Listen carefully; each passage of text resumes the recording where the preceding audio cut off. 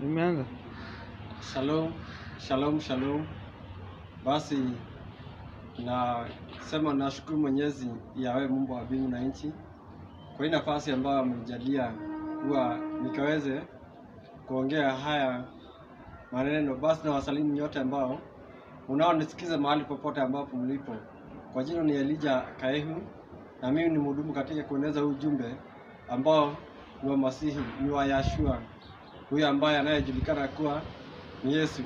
Basi cha muhimu sana ni katika kitabu cha Yohana 3:16 nasema ya kwamba kwa jinsi hii Yahweh alipenda ulimwengu akamtoa mwanawe pekee ili yeyote atakayemwamini asije akapotea bali akapata uzima wa milele.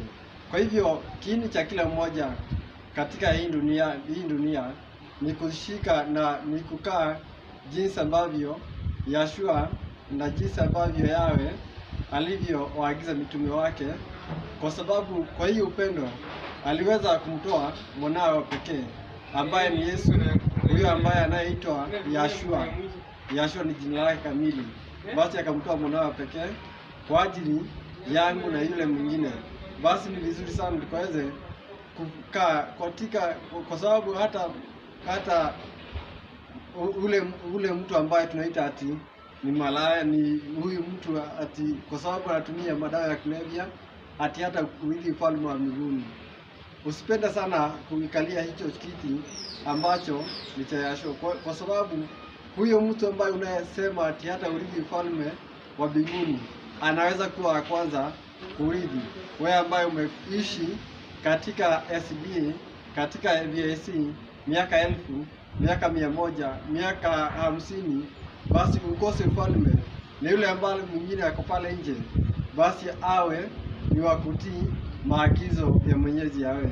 Katika kitabu cha Ezekieli 18 mstari wake 21, basi nazungumzia huyo ambaye hawezi huyo ambaye akigairi, mtu ambaye aliyekuwa wa haki akiacha kufanya mambo ambayo si ya haki na anzie kutenda mambo ambayo hayafai, huyo atakufa.